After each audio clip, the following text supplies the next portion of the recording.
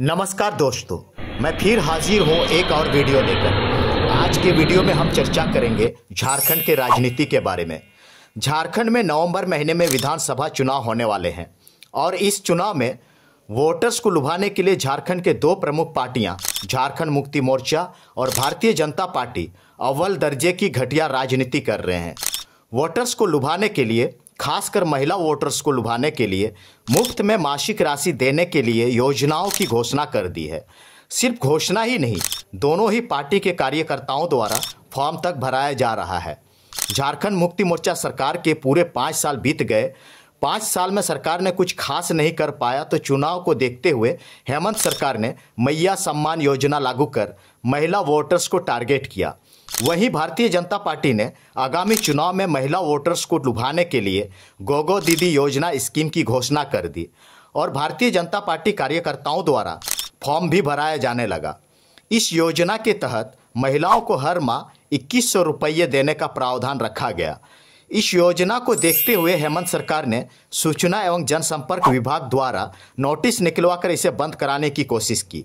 वहीं इस योजना को चुनौती देते हुए जेएमएम ने जेएमएम सम्मान योजना की घोषणा कर दी, जिसके तहत महिलाओं को हर माह 2500 रुपया देने का प्रावधान रखा गया।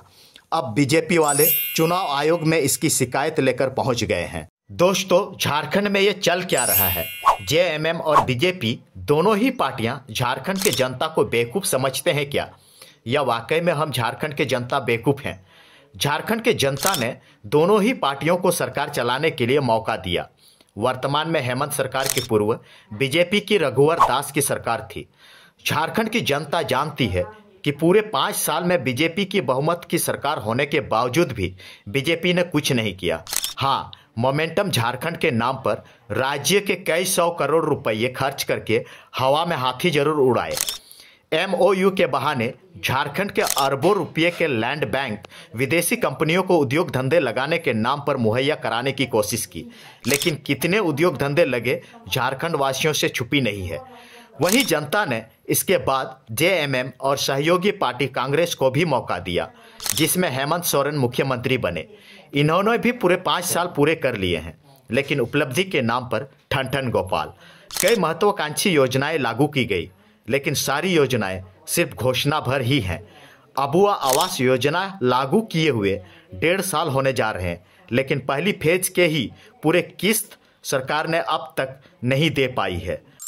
हर साल 5 लाख नौकरियां तथा बेरोजगार युवाओं को बेरोजगार भत्ता देने का मुख्यमंत्री हेमंत सोरेन का चुनावी वादा प्रधानमंत्री नरेंद्र मोदी की जुमले से कम नहीं है।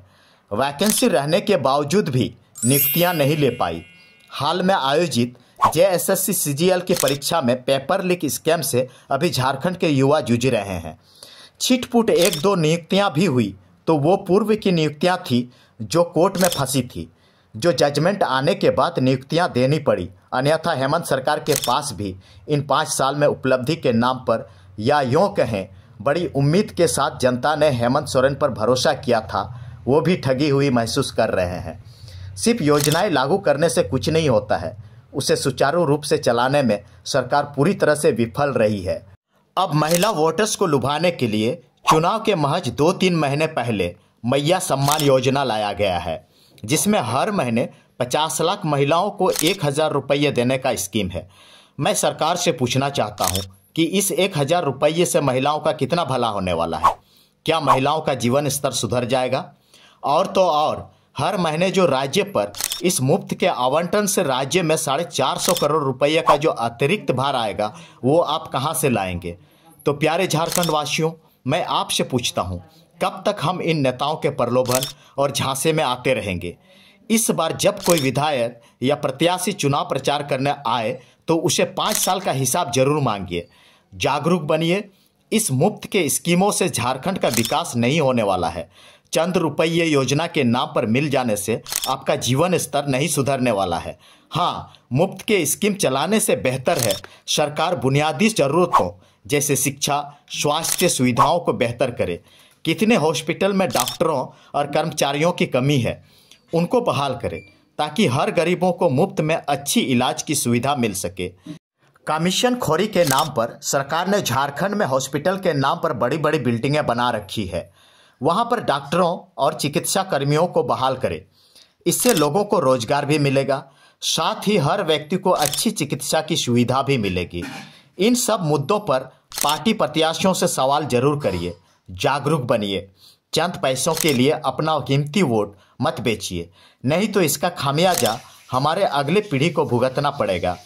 आप खुद सोचिए, झारखंड में इतनी खनिज संपदा होने के बावजूद, कहने का मतलब इतना धनी राज्य होने के बावजूद भारत के अन्य राज्यों से हम बहुत पीछे हैं। प्रियो, झारखंड का भविष्य हमारे हाथ में है। सही प्रत्याशी को वोट दीजिए और इस बार विधानसभा चुनाव में पार्टी प्रत्याशियों से सवाल जरूर कीजिए। धन्यवाद।